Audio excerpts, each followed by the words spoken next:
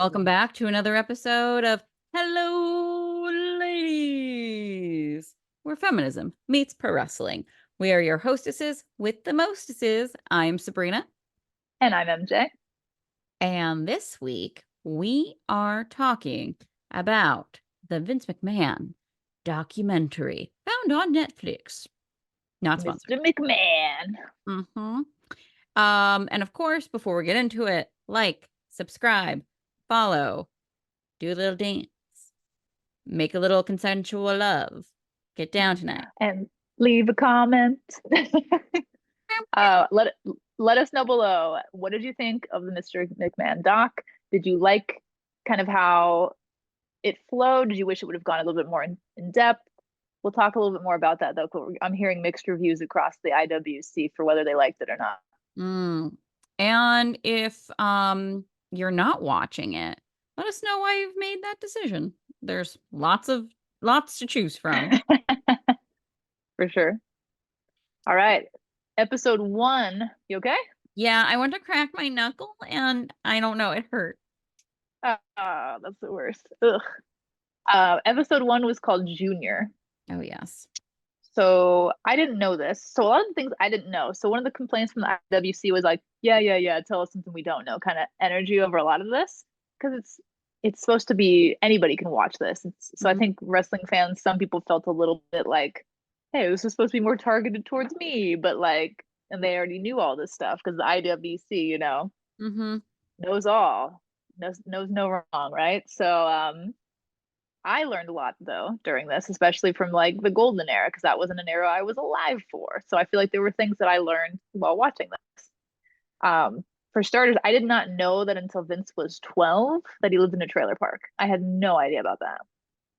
See, I knew some of it. Like I knew that his dad wasn't involved really in his life up until like later childhood. Mm-hmm. I don't know why, and they didn't really touch upon that at all because he never asked his dad. And I was like, how do you not ask that question? How? There's a But lot that like never there. I feel like they kind of like touched on that and then never really said anything about it again. You know, yeah. I I felt that with a lot of his like early life stuff. yeah, and I my guess is because he wouldn't give that information. Like Yeah. he is the only source for it and he's like sucks to suck. And I think part of it is that like with how traumatic a lot of the stuff it sounds like he went through. I don't know how much we want to talk about that. But yeah, I know they talked about it a little bit later as we keep going through the episodes. But yeah, I feel like the relationship he had with his dad felt like very like typical like boomer, to like lost was it the lost generation? What's the generation before that? I always Silent. forget the name. Silent, thank you. Thank you. The silent generation, totally that dynamic between him and his dad. I think his dad never told him he loved him. It was like all these like horrible things, right? And so a lot of that internalized toxic masculinity stuff. I love Tony Atlas throughout this because Vince would say something, and then Tony Atlas would be there like, I don't think his dad liked him. Or like, no, I don't think Vince liked his dad, is what he said. Yeah. And I was just like, I just love Tony like and the editing that they did, just perfect. Yeah. I love the editing throughout this. I know you and I talked, we had some concerns about because this is on Netflix, how bad would it actually make Vince look? And I felt like they were really true to form and like how they reported this. And I was really pleasantly surprised by that. Yeah, like this was not a pro Vince McMahon piece. I don't think it necessarily set out to slander him, but like Sure. there's You things, know, there are things, you know, yeah. I throughout. don't even think they knew what they were going to get into with this. That's the thing that's crazy. Yeah. Oh man. I took quite a few notes on this episode. One that's really well known amongst wrestling fans, right, is that Vince bought out all the territories, right? Essentially by bought out, he took them over, you know? Mhm. And like I really liked because I think Bruce Pritchard said this, but he was talking about how back then it was like the good old boy like agreement, like the silent handshake that you don't cross those lines, you don't do that. And it's so crazy for me, like, to think as a millennial that business was done this way, Hmm. because how many people have gotten screwed over historically from that, you know? So it's like it's crazy for me to think about that. 100%. Something else I wrote down, like I wrote down little things that like Vince would say that I was just like, are you serious? Like him calling Bob Backlund milk toast. I wrote that down because I was just like, are you serious? And then that's why he brought in Hogan, because he wanted someone with more charisma, right? Uh-huh. Yeah. Hogan Yeah, and him still like till the bitter end, the two of them. I know.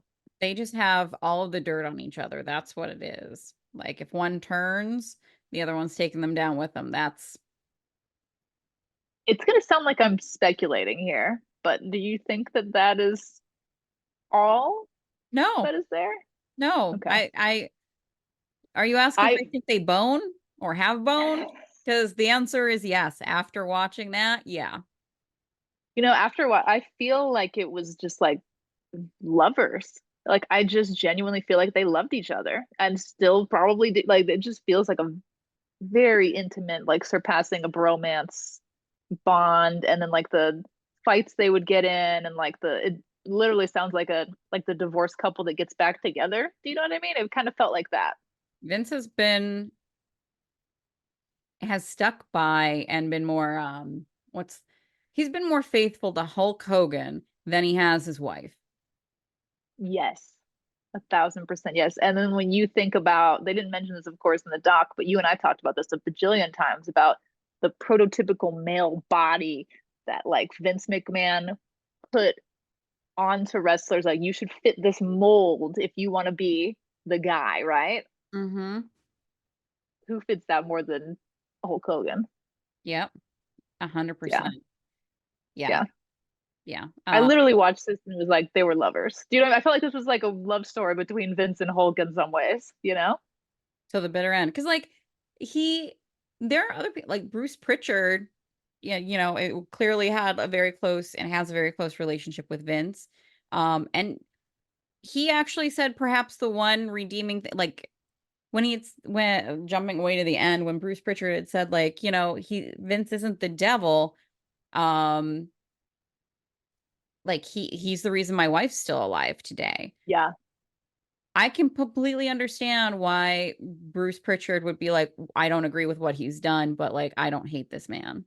Because how could you? Like, yeah, you know, when the person in theory, I don't know Bruce Pritchard, but in theory, the person that he loves the most is still here and he's had like 20 some years additional with her. And they're yeah, like, that I get. And I'm glad that they included that because I think it's so easy for people, especially like to get caught up in this, like people are all good, people are all evil. And they're not. There's a mixture there. This is not saying that like that anything that Vince has done is okay. sure. Yeah, But even the worst people in the world do good things sometimes. That yeah. was something good that Vince McMahon did.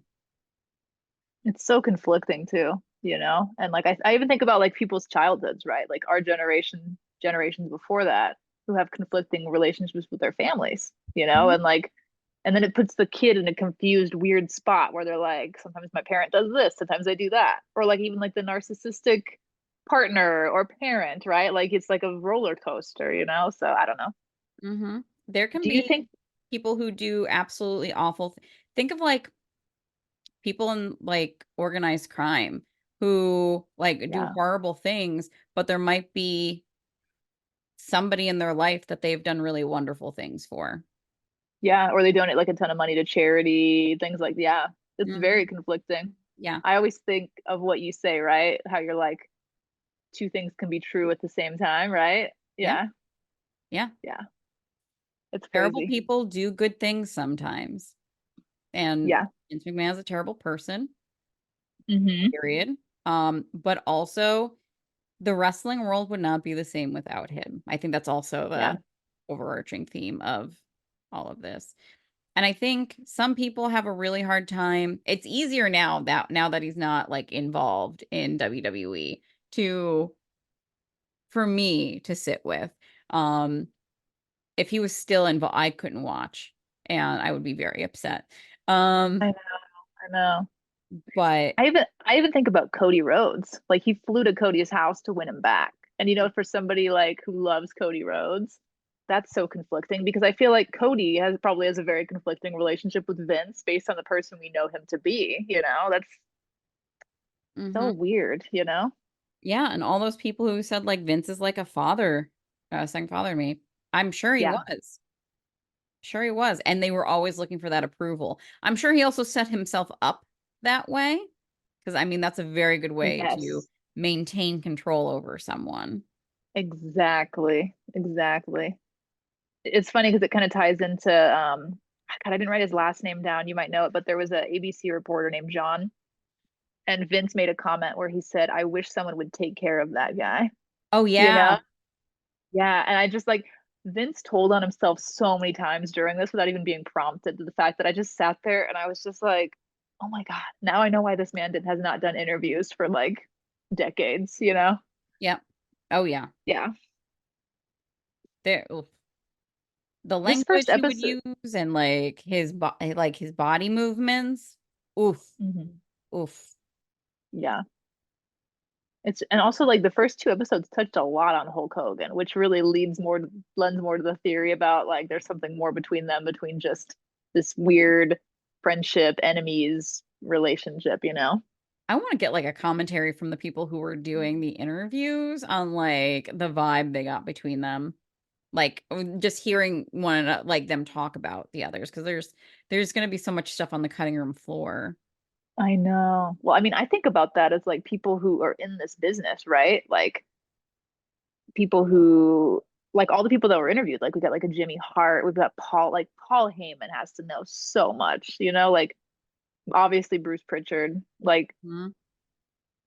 even people who are like just at a higher level on the card throughout all of these decades, like know so much, and that just blows my mind. Yeah, absolutely.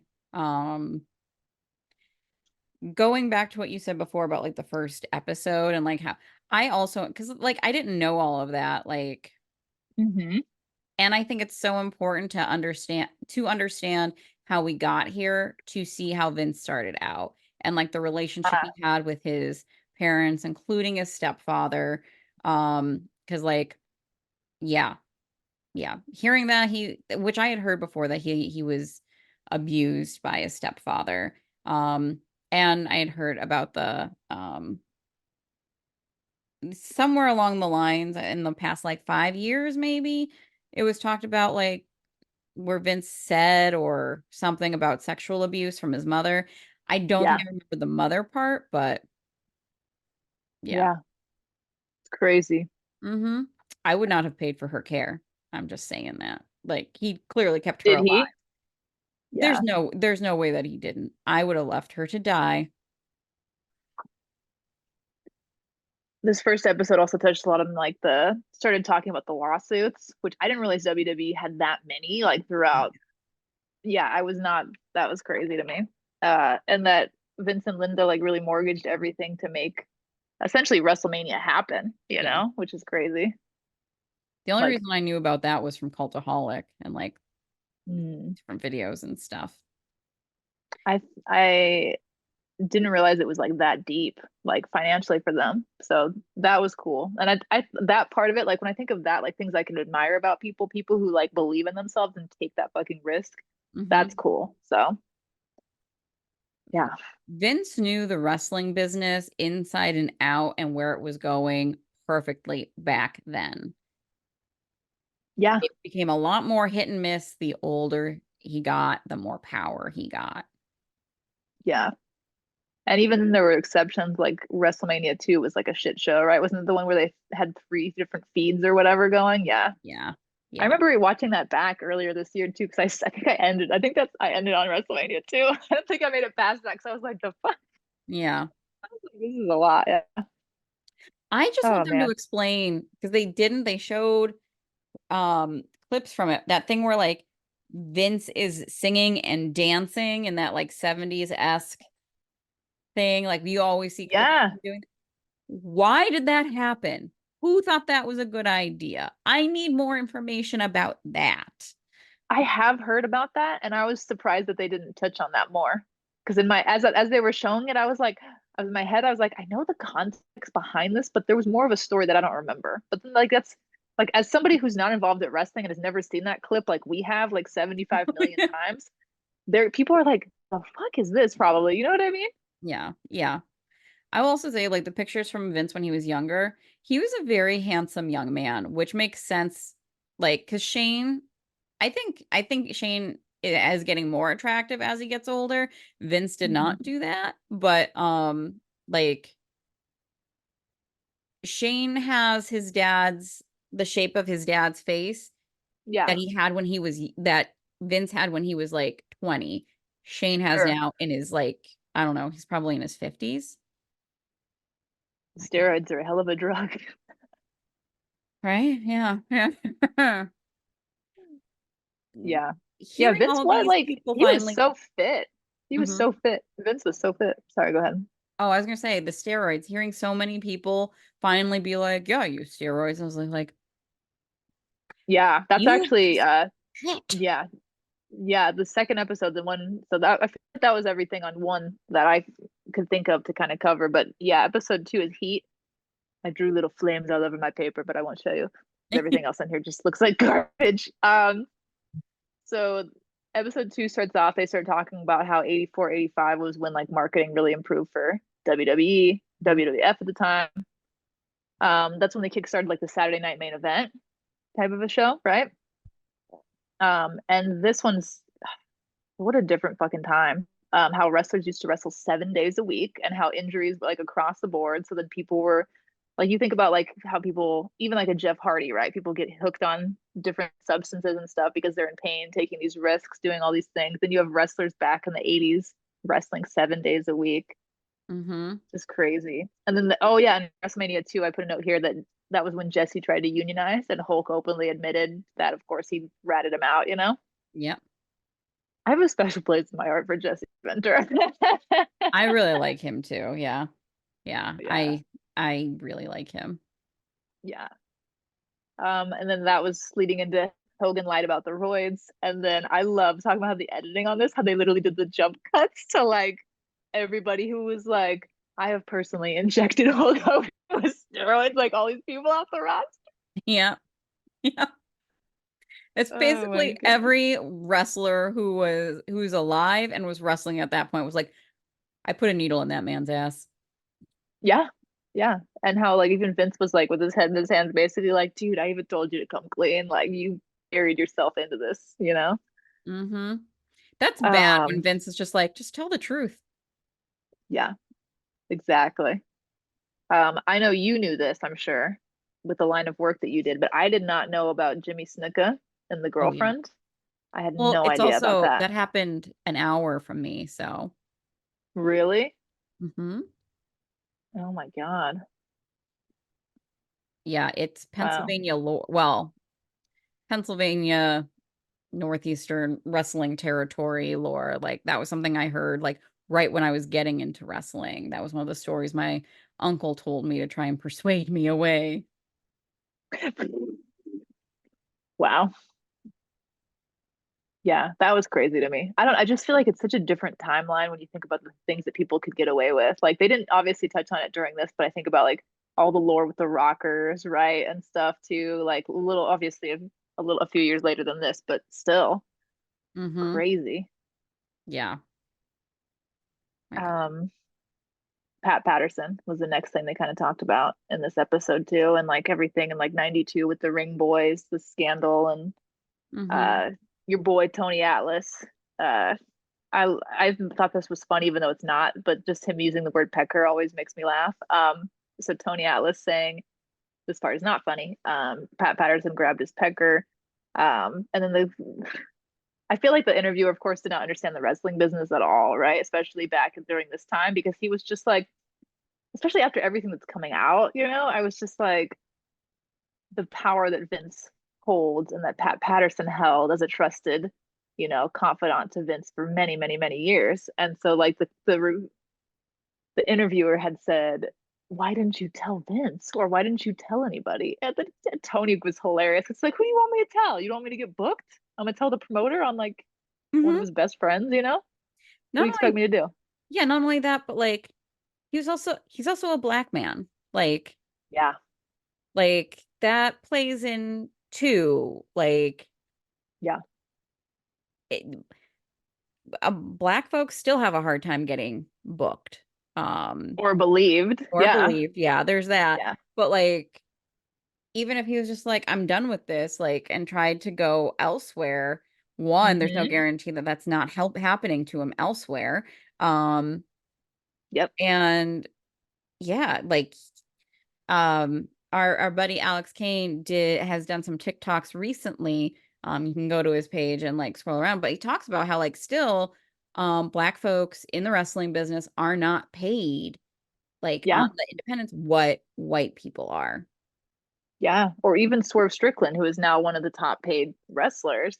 There was a Hmm. huge controversy when he recently resigned, as you know, because he's black and people instantly were just like, I don't think that man's worth that money. And then he's like, Yeah. why are you calling me out specifically? What's that, you know? Yeah, exactly. Yeah. Yeah. Next couple things that came up was the Donahue show when Vince, yeah, yeah. And then obviously, and then Rita Marie as well, the Oh yeah. referee who sued Vince. Yeah. First female referee. Yeah. And like I'm glad that they showed like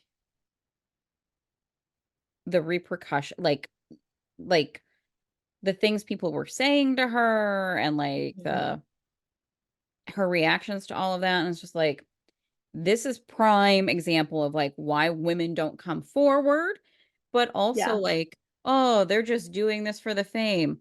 No, that ended and ruined her career. Um, Yeah, absolutely. she didn't get anything out of that. Um, Hmm. Just and Vince's response to that, like, well, it wasn't he's like, of course, whatever happened was consensual. And even if it wasn't, um, the Yeah. statute for rape had run out. And Yeah. I was just like, the way you said that and what you were doing with your body while you said it, like, no, no, no, sir. No, Yeah. no, no.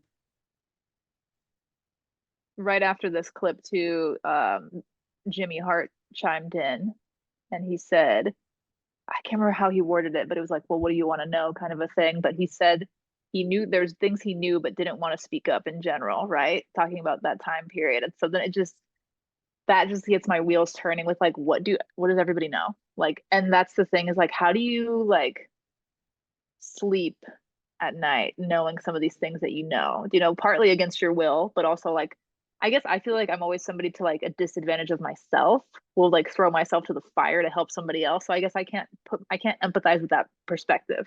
You know what I mean? Mhm. I don't know. I get it. I can get it, but I don't get it. Yeah. I think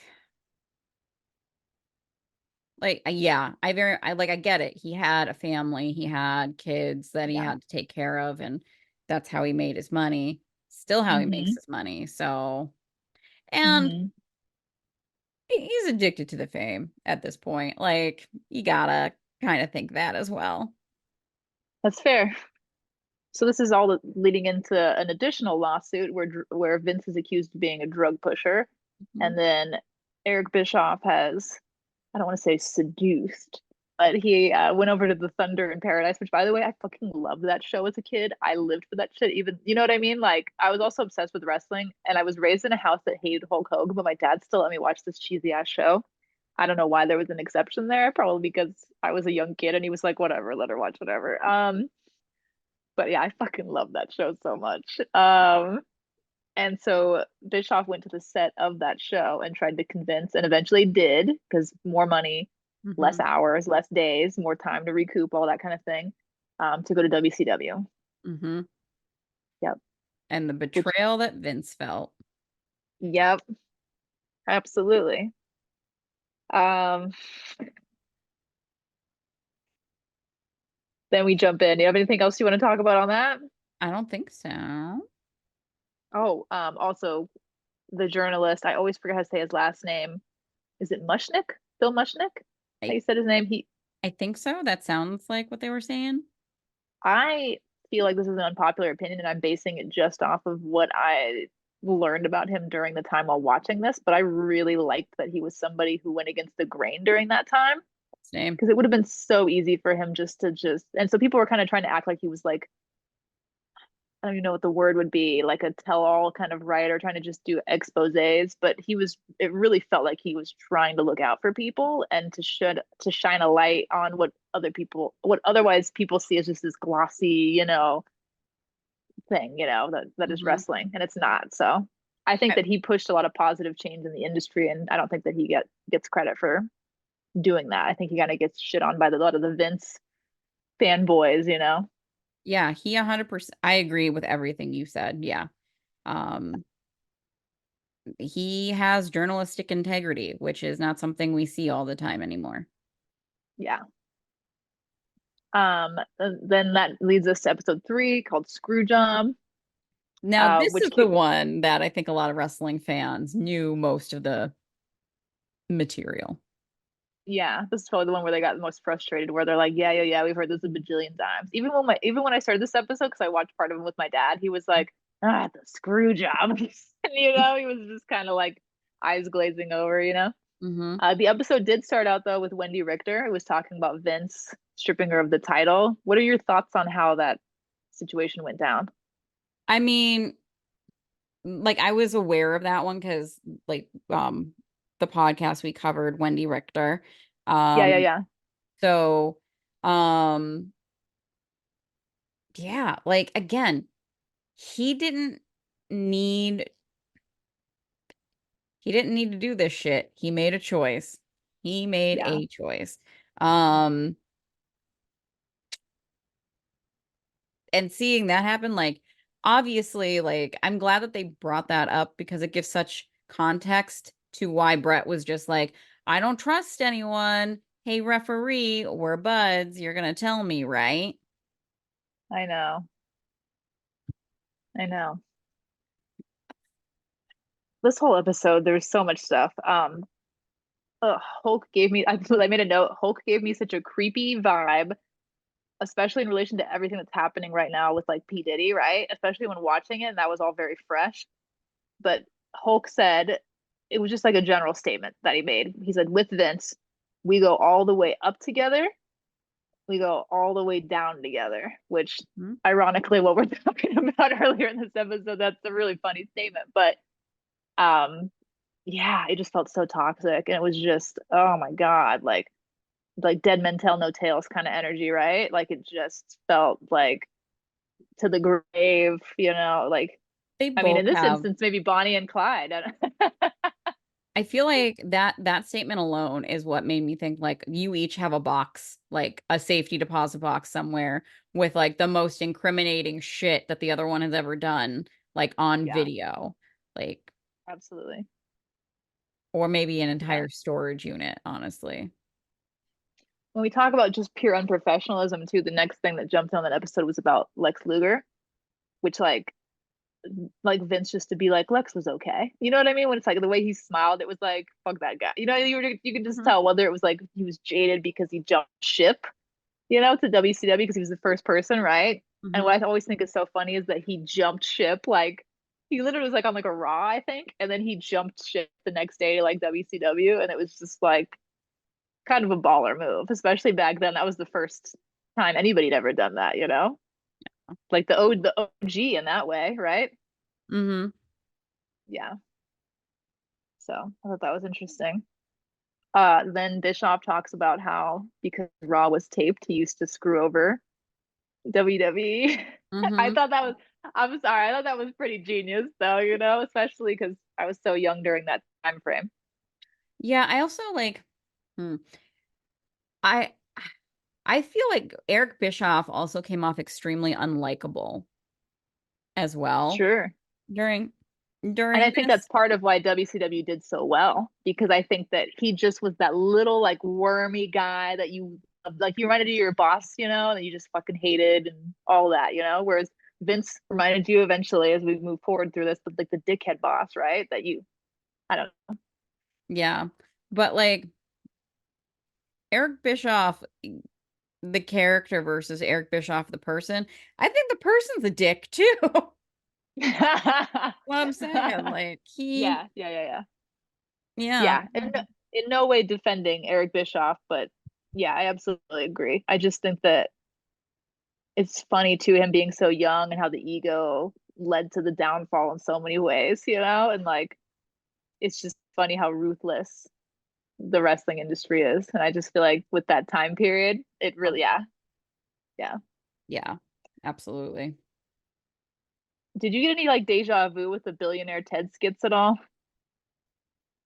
Like how they're talking about how I thought it was pretty funny because I was thinking about how AEW gets shit for stealing from WWE all the time or poking fun at WWE and like poking the bear, but seeing like Oh yeah. WWF did it to WCW killed me. Like not knowing about those skits, I was just sitting there. I was like, this seems like something that like AEW would get so much shit for doing nowadays, but people conveniently forget about. Hmm. WWE is very good at painting themselves as the victim. And it goes back to that thing of like, oh, we're just a family owned business, which they're not anymore, but um Sure. they did start out that way. Yeah, it's true. They You drove know, out it's really all of the other family owned businesses. I thought it was really funny because I thought of you during this scene because Vince does like a little woe is me thing when he's talking about Ted Turner and he says, when you're a billionaire and you use resources in a predatory fashion, it's not right. And I literally I was like, I wish I could be a fly on the wall watching Sabrina's face hearing that. I'm pretty sure I just like did one of those like rapid blinks, like have, Like that meme of that guy, like the gif, yep. the blonde dude. Yeah. I was like, do you? And at some point, I think it was in one of the later episodes where Vince said like what he thinks and what he says are two different things because he's trying to Yes. control what you see. I'm like, I'm glad you fucking admitted it. Um, Yeah. because otherwise this is all great stuff to show that you have dementia. But Vince does not. Cognitively, he's fucked, but still all there. Um, Yeah. yeah. He did touch on a little bit in this episode because he was called out for being hypocritical on some things, which I thought was great. The interviewer was like, well, you just said this. And he said, as a businessman, you have to throw things out there that aren't really how you feel. And so that was kind of like an intro to what you're saying. And I was just thinking about like such hypocrisy there. Oh yeah, yeah. And when they have like throughout everything, when they have these flashbacks to him, how like when he does interviews, none of them go well. None of None them. of them. None Like of them. there's the one where he hits the papers out of the guy's hand and Yep. not a stable human being, clearly not a man who is used to be told no. Like Scary.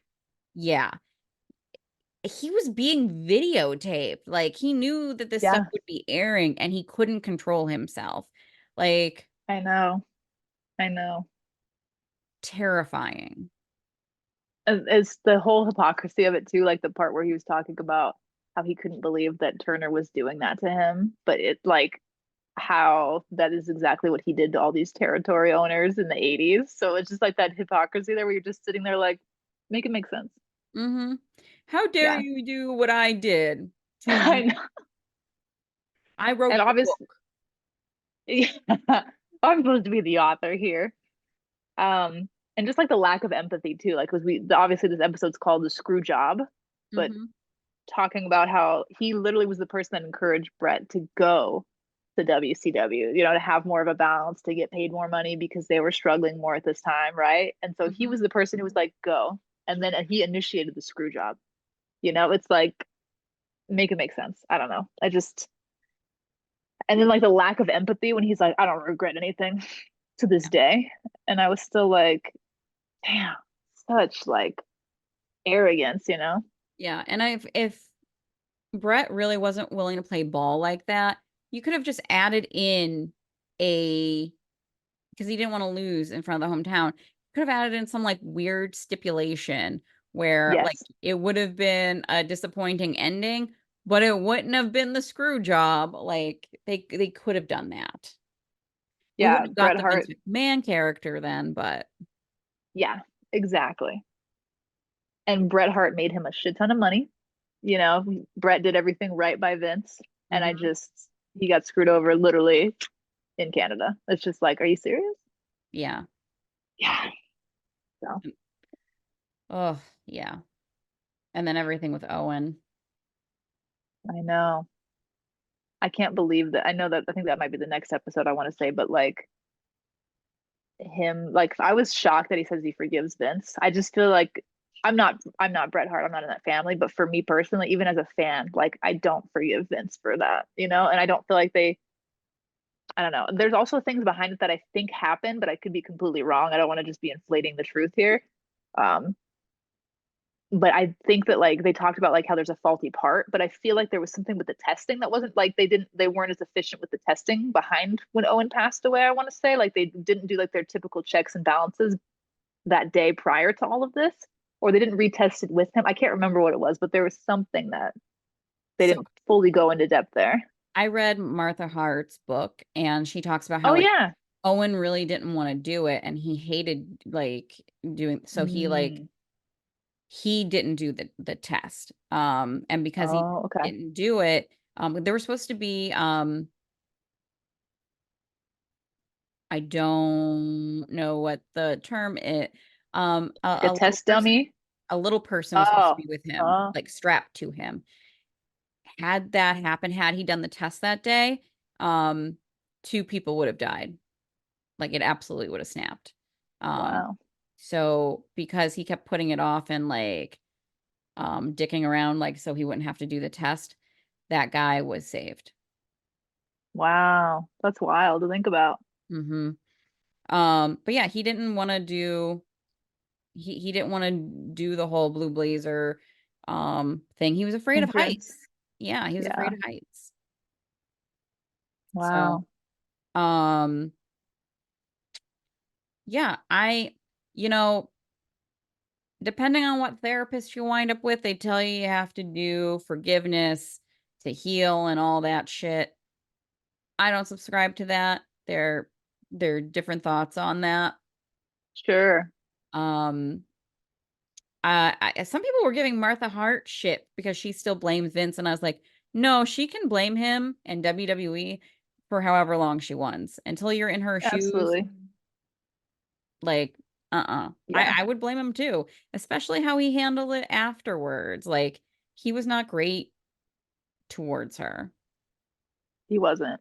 I mean, even somebody like Mark Henry, like I was disappointed when he was saying like Martha just needs to like make nice and make up with WWE. And I was just like, oh man, like I get it because Owen was your buddy, but still like that's his wife, you know, that's like Hmm.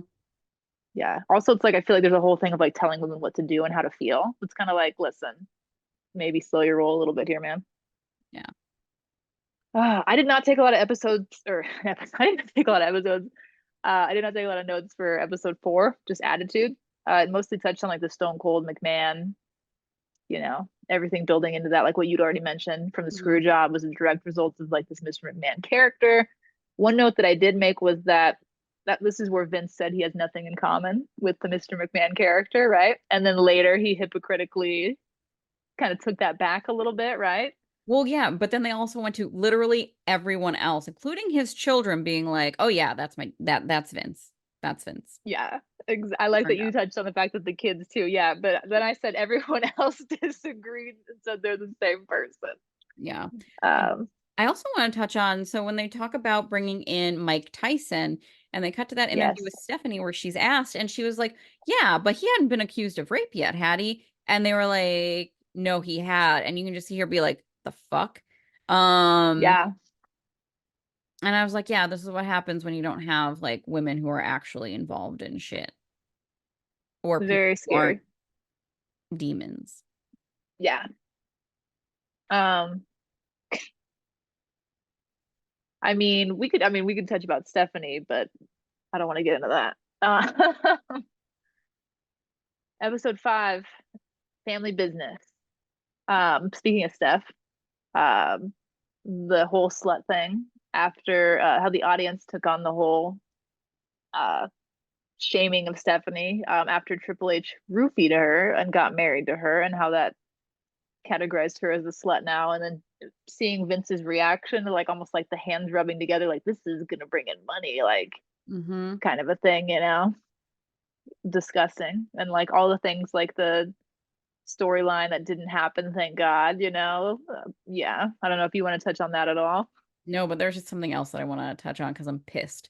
Okay. When they start talking about DX and Triple H is talking about it, he and in the beginning, he's just talking about him and Sean. I'm like, you motherfucker, it wasn't just you and Sean. China was there. China was a Yeah, big driving part and attraction part of DX. And she like if it was just the two of them when Sean left, there would have been no more DX and there's no like ugh. I So know. I have a lot of feelings clearly about it. Like I Valid. understand that that is your ex dude, but like get the fuck over it. She's dead. I doubt Stephanie thinks that he's pining for her. Stephanie brings up China in positive ways more than Triple H does. Like that. Fuck. I know. Whew. Sorry for being Jumping my on the trip therapist there. jumping on the Triple H bandwagon, the way that he kind of laughs, Triple H laughs and says that when we Mickeyed her and said Mhm. it like casually like that, it felt very suspicious. And I'm not gonna like obviously like I'm not gonna like read into that too much, but I was like, why was that so easy for you to like use like a slang term for roofing? Like I don't know, it just We know it grossed me out considering like the things that like the rockers are accused of back in the day, like that was hot in my mind when he said that. I was like, that was quick for you to call it out like that. And it made me just really grossed out. well not just like so many wrestlers have said at various points that like I mean RVD had said that um like roofing mickeying women was very common or like even other guys um Yeah, super common back then. So and into yeah, that would be through the Attitude Era. So yeah. yeah. I remember like a lot of early 2000s, even like shows, like teen shows, talked a lot about roofing and like, you know, like just how thinking about how it is culturally, you know, movies like the movie Loser. I love that movie. They touch on that in that movie a lot. And a lot of like teen like not drama like drama shows or whatever touch on it a lot, but Yeah. things of that time period, I guess I should say. Mm-hmm. Yeah. Yeah. Um ugh. What were you we were going elsewhere. Well, you were before I went on my rant. Uh Uh Stephanie being called a slut, the wedding in oh yeah. Vegas. Which says a Um lot about like wrestling culture at the time and culture. Absolutely. I can't remember the timeline for this, whether no, I don't think that I think that was later on. Um, I just made a note here that 6 days before Stephanie and Triple H's wedding, Vince booked her for a match against her dad, Mm-hmm. which is just like, and she's like, luckily I wasn't bruised up or anything. And I'm just like, oh my God, I can't even imagine, bro. Yeah, that like Linda threatened him. And it Yeah, sounds like that's the only time like that she ever put her foot down about something. yeah. From here we kind of go into like Trish It's- Stratus and a lot of the back, you know, a lot of the on camera, really weird affairs that Vince would have throughout the years and like the weird relationships and like the backstage segments with women. Mhm. Um, Meltzer said something here about Trish that I wrote down. He said, and I love that he showed the crowd like the very stereotypical. He looked like they did like zoom ins almost of like typical wrestling fans, right? And like that look. And he said, men enjoyed seeing women they could never get be demeaned. And he said, I know that's not a good way to say it, but, and then he was just kind of like, you know, and I completely agreed with Meltzer at that, you know?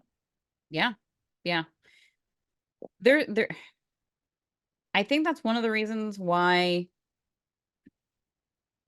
a certain sect of the wrestling fans hated when they went to a PG era because that all that stopped.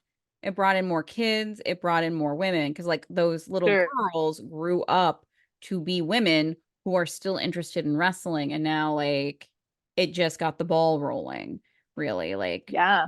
it completely brought in a different audience that now has a bathroom line.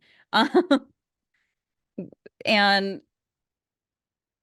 it took away their boys' space to be disgusting pigs all the time without repercussions.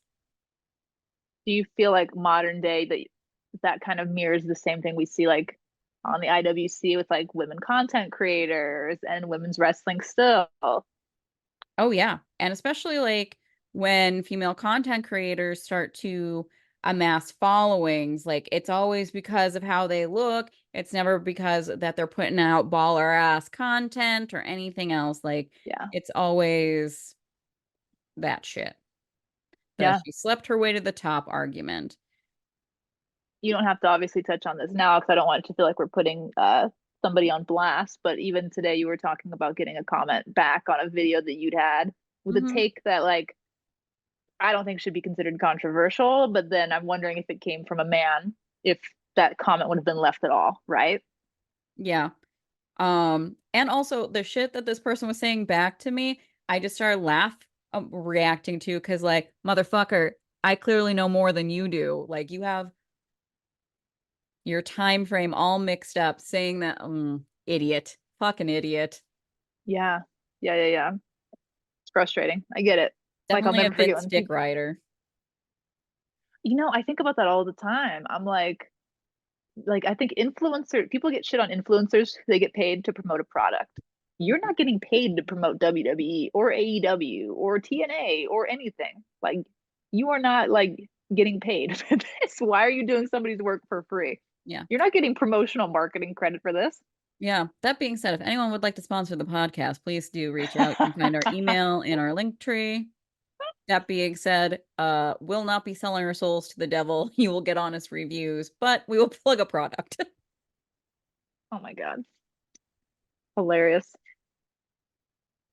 Um, this next part hit me, and I thought of you because you and I talked before about Shane and Vince's relationship, and like yeah. I don't know if you want to you want to touch on that because I know that's something that you've expressed, pride and Shane on for sure. Oh yeah, I cried at various points. Like when Shane was talking like about it, I felt so bad for Shane. Yeah. Um, but when he one of the things like when he was talking about some of the stuff that like Vince was doing to his mom, and he was like, I said no, like absolutely not. Like I that's my mom, like she's Hmm. untouchable to me in this regard. And Shane making the choice to walk away, like that right there, like should have been a big hint to everyone Yeah. that there was some real dark shit going on. Also, like clearly, I think Shane's business sense at some point surpassed his father's because like the the UFC stuff Mm, and who I who bought know. them I out? Like know. Shane has to be like, God fucking damn it. Because I love that you called that out. I love that you called that out because I think they like kind of read between the lines of that, with how they were talking about how I was mixed on it because I thought it was cool that Stephanie was like the person that like clearly was respected by everybody that was doing the interviews. They were like Stephanie was the clear successor. She's got a mind for that thing, and it was cool for me to see her get the flowers in that way. But it was yeah. also kind of sad from the Shane perspective of like it felt like he was always just trying to be like good enough for this man. And it's crazy because like usually I mean also they all said like while Stephanie should have been the successor, it was clear it would have been Triple H. Yeah. He was never going to leave it to a woman, Mm. even though like Stephanie had the better like business side of it. Like I don't think we would have seen WWE grow in the markets and the way that it did without Stephanie. Um, as like a brand chief brand marketing officer, the like plenty of people who have worked for WWE have said like what she was able to do. Um, Triple H is more of a story guy. He's more like the performance center and like taking care of the athletes. Great. That is also needed. Um, but like, yeah, Shane was just like kind of kept out of the Yeah. conversation. And it's we like usually you think of the son as the especially the eldest child would be, Yeah. but I think Vince's love map was so fucked by his dad um Yeah. that he I don't think he was ever able, based on what we saw in that documentary, to have that relationship like he wanted to with Shane. I think he did. I will say this in Vince, it's not even defense, but like with each generation, they tend to get sometimes a little bit better. And I think Vince was a little bit better with Shane in showing him some sense of love than his father was with him. Um, Sure. Yeah. Bars in hell, but yes. the bar is on hell. It's melting in fire. Like it's not great. Um, but then we see that like Shane really like that moment at WrestleMania with his boys. It seems like Yeah. Shane really is like, and Stephanie like both have like prioritized their children. And we're like we're breaking that. Like this is not how we're raising our kids. Um and that was a decision that they've both made. Hmm. I've always thought it was funny that like Shane had three girls and Stephanie had or had three boys and Stephanie had three girls. I always think it's Yeah. funny when things like that happen, but Yeah. um it's nice even like how Vince posts on social media or was posting on social media about Shane versus Stephanie um and Triple H for that matter. Like clearly Hmm. Triple H is the son he wishes he had. Um and I think it's probably because Triple H doesn't challenge him like Shane does. Interesting. But I think you also hit the nail on the head in a way of talking about how maybe there's that fear there, right? Because Vince surpassed his father, right? And how Shane could have very likely done that. But then Vince made some point too. I don't think that I wrote it down, but it was kind of like, I did. How the argument escalated between Shane and Vince. Sounds mhm, like they were at dinner. And the only way that you would move ahead with that idea is to take a dagger and stick it here, mhm. and how Shane had to step away to not jeopardize the relationship, right? He had to back down in that and then back away from the idea. But like, damn, like that is just, yeah, insane. Yeah. And how Vince had also said something along the lines of like, if you want to surpass me, like he just made it so competitive when it just didn't need to be that deep, you know? Mhm. You got to do what I did to my dad and buy me out. And it felt like almost, it kind of reminded me of the people that are like, millennials could buy houses if they didn't eat so much avocado toast. Where it's like, yeah, you know how much that would take for Shane to surpass you now versus what it took for you to buy out your dad? Yeah. Yeah. Like you have a billion-dollar publicly traded company now. It's not Yeah, like the corner store anymore, you know? exactly. But Exactly. when Shane talks about getting that hug from his dad, oh, tears. That's when I really started like and him just saying like all I ever really wanted was for him to be proud of me. And Hmm. there's a moment where like it seems like when because they talked to Vince about it, like he understood that at that moment and said, like, I've always been proud of Shane. Like I'm glad he said that on screen and that they have that so Shane can just fucking replay that back I like for know. the rest of his life. So I watched this with my dad, and he was really upset by that comment. So it's interesting that you had a positive reaction. My dad had a negative because he was just like focusing on the pride aspect of it versus the love. My dad was frustrated by that, right? Like seeing that, like, whereas pride might like be love in a way, right? Like it could be like an umbrella term for that. But my dad still brings that up where he talks about how like it should be about love and not pride and how like screwed up their relationship is. So Oh yeah, their relationship's fucked, but I mean, yeah, so is Vince's relationship with everyone. yeah, exactly. But I thought it was interesting that my dad was chiming in and was just like, no, no, no, no. So Hmm. I mean, I guess for me that was a good thing, right? Hmm. So Yeah, because it's what Shane wanted to hear and probably what he needed to hear. I think that's yeah, also why you see Shane make like when his son got into college, Shane made a really big deal about it. Like when his oldest son got in and like yeah, he he makes sure that his sons know that he loves them and that or at least publicly sure.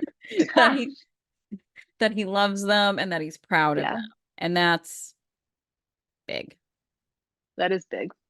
I one last thing on Shane and Vince, at least for me. When Vince and Shane were wrestling like years and years and years ago, I cheat and I win. Hmm. And then Shane said, "That's not fair," you know. And then so as Vince said, "I cheat and I win," or before that, he grabbed him by the hair and then like the rib meat. And then when they said rib meat, I Oh literally yeah, felt like a pain because I was like, I same. could picture that feeling. Yeah, yeah, yeah, yeah. And oh my God. And so I don't know. I just thought that was an interesting. Shane had a positive spin on it. He didn't come from a place of trauma. He spoke about it from like all right, this is what it's about. Like he kind of had to take that Hmm. on. So yeah, it's still traumatic, but he had a different lens on the situation afterwards. Whereas like I don't know. I'm not justifying that Vince did that, but it just feels very much like if you're Vince McMahon's a kid, I feel like he internalized that as like I gotta just keep moving. I don't know. Yeah. Yeah, and I'm glad that Vince also like flat out said like I was harder on my kids than anybody else. It's Sure. like good because we all saw that. Glad to hear that you're aware of this fact. I hate that old school mentality too of like just because you're the bosses. Like, yeah, I'm not advocating for nepotism, but I'm also like not gonna say, yeah, treat your kid like shit compared to me if I'm an employee at your company. Yeah, like, Try to like I think it's hard not to overcompensate one way or the other. sure. But this wasn't trying overcompensating. This was a clear choice. Yeah, 1,000%, 1,000%. And like, yeah, Uh, yeah. Ugh. I love like I, that there are some storylines that like Stephanie won't even tell what her dad came up with. He'll tell some of them, but she's like, I'm not talking about some of these. yeah, which is scary, you know. Mm-hmm. Yeah. Um, Sable was the next thing that was talked about in episode 5, the lawsuit, and how Vince had said it was a whole blur to him, and like he's like, all I know is that she came back. And I'm Mm-hmm. just like, oh my God. It's really interesting that she's married to Brock Lesnar, Sure is. especially, Uh, with the lawsuit and what was promised to him. And you got it made me wonder if maybe at some point Sable was promised to him. I don't know. It's scary to think about. And they did touch on Brock in this, which I wasn't expecting them to go there, but they did. Yeah, same. Um, this part grossed me out about the Sable thing. He said, when you brought her back, there was an affair. And that was a question from the interviewer. And Vince had a weird look on his face. And then Paul Heyman was quick to chime in as soon as Vince like had any look on his face, right? He said, storyline. And then Vince was like, oh. Mm-hmm. So especially as like what you're saying right now, I was like, yeah, that was a little Hmm. weird. But Yeah. like Paul didn't skip a beat, and I clocked that instantly. He was so fast to say storyline. Because Mm-hmm. one look registered on Vince's face, and then Paul was like, oh shit, damage control, it felt like. Yeah. I mean, Paul Heyman is someone else who has to know where so many bodies are buried because he was so close. He is so close to Brock Lesnar. I And he know. and he has that weird relationship with Vince. So like whatever Yep. happened regarding Sable, he definitely knows. I Yep. I just want someone to do a safety check on Sable, honestly. Like I've been saying that since the pandemic. Like I worry about her. I don't even like Sable, and I'm worried about her. Her and I could have been married. That's all I'm saying. The last thing for this episode is Talk she's about like, no you were context given. she's like, you were 8, MJ. Well, Sable was my first crush of as a woman, like my first female crush. So, you know. The last thing that I wrote down for this episode was XFL because I thought it was funny that it literally has the lowest ratings in primetime history, which I didn't know till watching this. Yeah. Well, it's funny because I've been listening to let me pull it up. The one book by Brian um Gearwitz. yeah. There's just one problem, True Tales from former one-time seventh most powerful person in WWE. And he talks about the XFL and when that happened and about how like they made the writers do all this crazy stuff and like yeah, yeah. So is that what you're currently reading right now? Listening to, yeah. I got the Okay. audiobook. Um, It's okay. I'm not gonna say you're a cheater. It yeah. still counts to me. But yeah, I'm in the midst of that and Do yeah, you recommend it so far? yeah, yeah. I wasn't Okay. sure how I was gonna feel about it. He's actually in the documentary. Um, Yep, I did notice that. Yeah. yeah. I always think of The Rock when I think of him because he's behind some of The Rock's like He's had biggest promos. he left WWE to work for The Rock. I know. I know it. So Yeah. yeah. Which is why we're never going to hear a lot of the real stories from him Hey, you because never know, 20 years from now or whatever, right? maybe when The Rock's dead, we'll hear. But not before then. Right. It's upsetting because, like,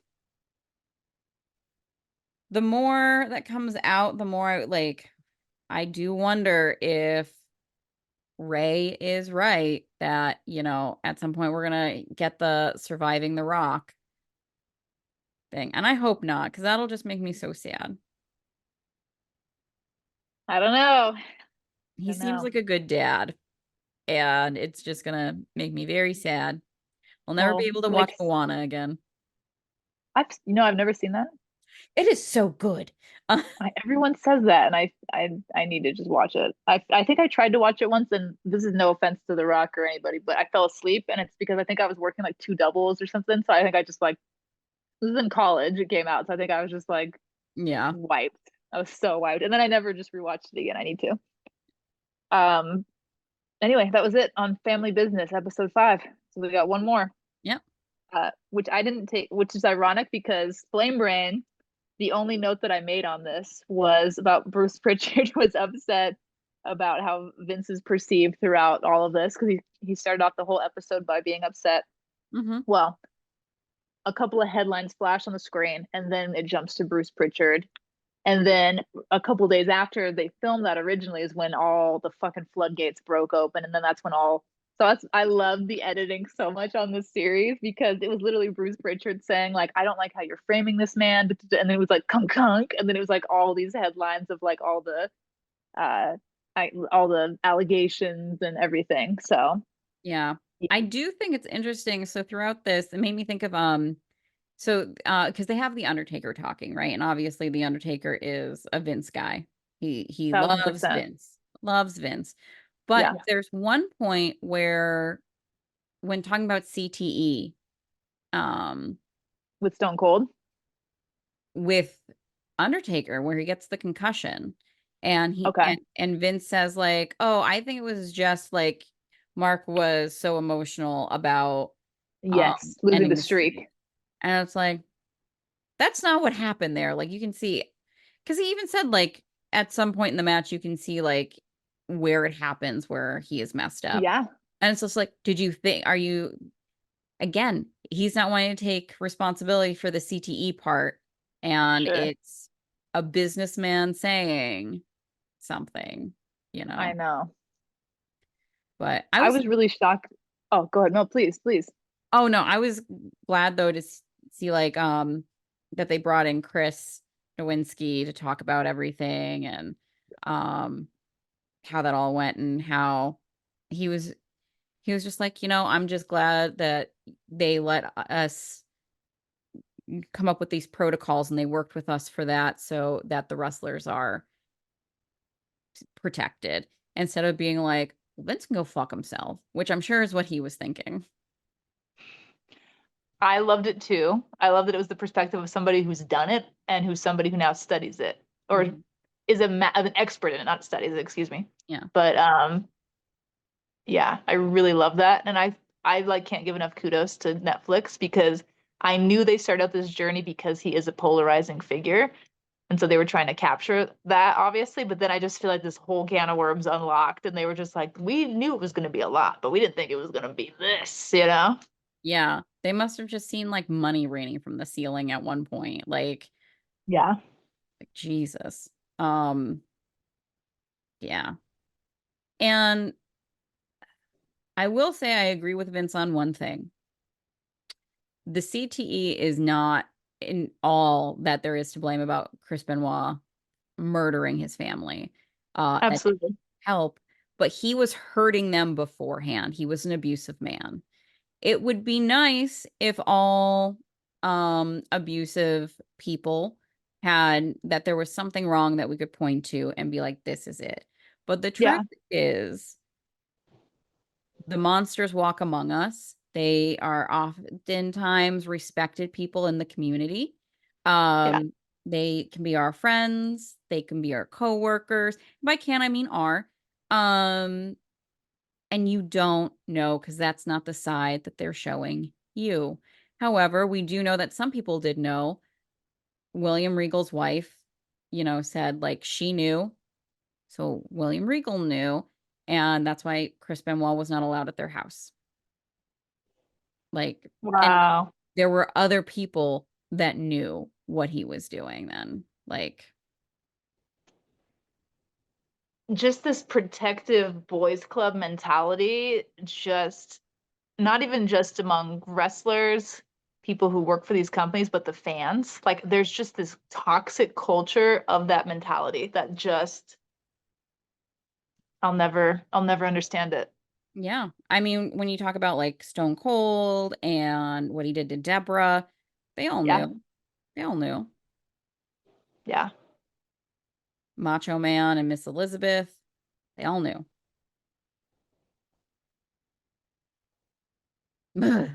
But Yeah. moving on. Sorry. No, you never have to apologize. I think especially with, I mean, do you want to touch on what this month is? October is Domestic Violence Awareness Month.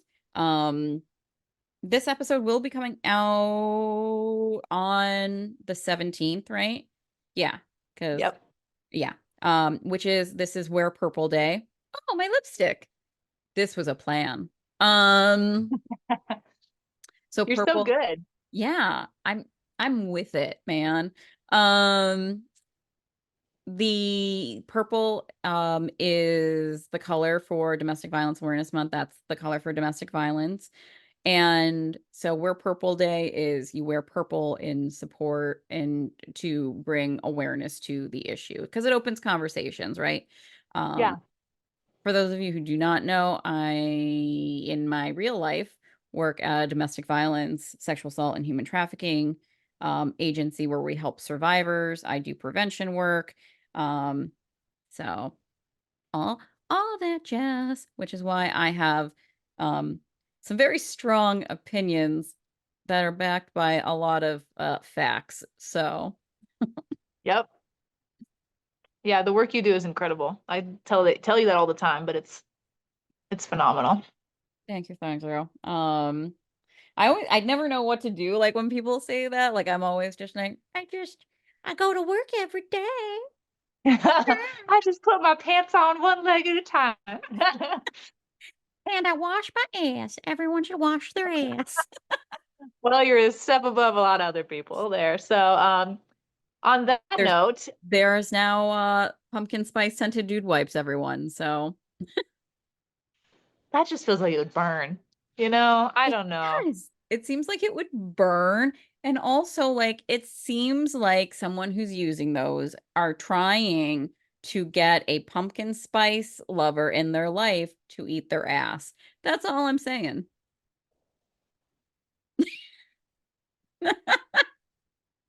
What are your key takeaways from Mr. McMahon? Would you recommend it?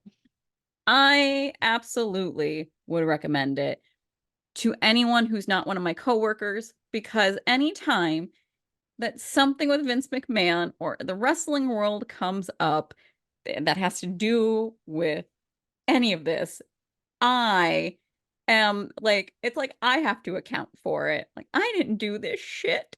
Um, and it's just like I can't break all this down for you in 2 minutes. Like, So you're being asked to atone for Vince's sins, essentially? yes, and I'm quite frankly sick of it. Oh God. That's actually why I work at the agency to like work off his sins. Oh, I see. That makes sense now. Uh-huh. I would definitely recommend it. I was pleasantly surprised. I was really nervous when I saw the trailer come out because I was like, okay, they're gonna spin this and make it seem like they're gonna make Vince to be the bad guy. But I felt like they just told a very true story of what happened and where we're at with everything with Vince right now. Yeah. And the thing is, like, I feel like there's probably more they could have done. Um, Sure. that would have made him even like there's so much more shit that he's done. Like they were probably like, God damn, like we only agree they only signed off for this many episodes. Shit. I know.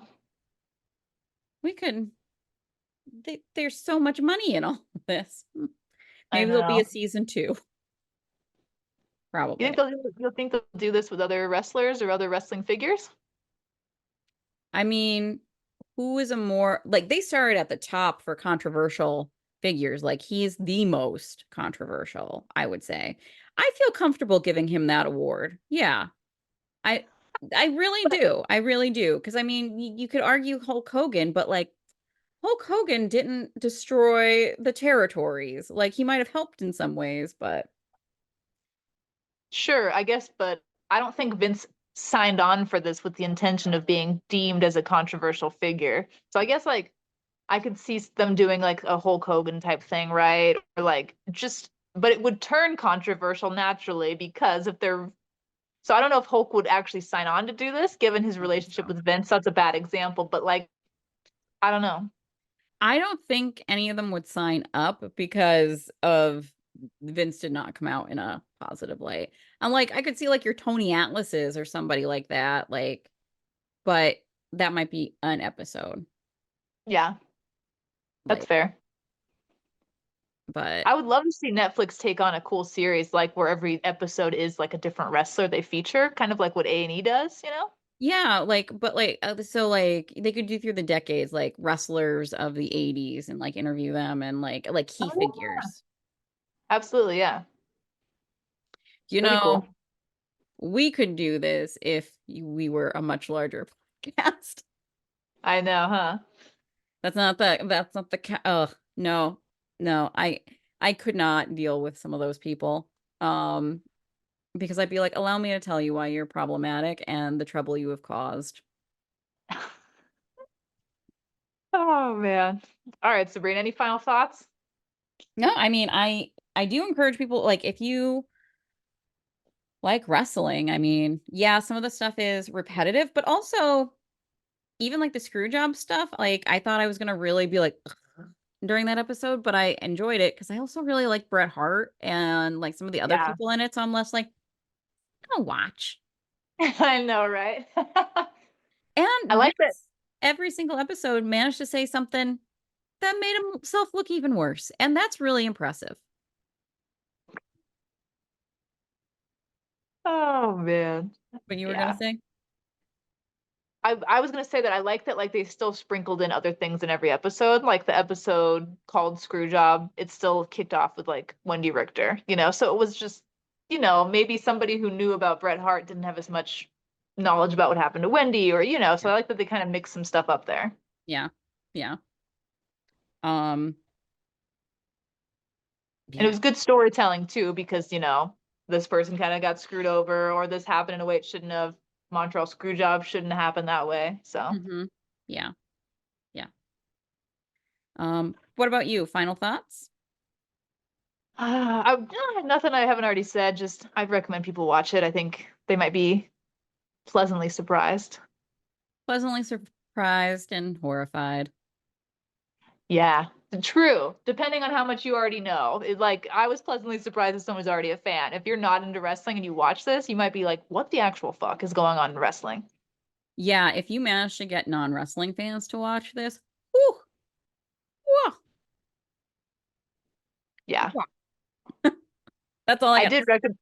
I did recommend it to some other people at my work before I left. I was like, "Don't watch it Yeah. till after I leave later." I will not be answering questions. Yeah, absolutely. Hmm. So there's that. Yeah. But all right, are we gonna wrap it on up? Let's do it. Let's do it. All All right. right. In the name of our Lord and Savior, Willow Nightingale. the Babe with Power, Power of Voodoo. Hoodoo. You do. nothing matters. Smile anyway. And fuck Vince McMahon.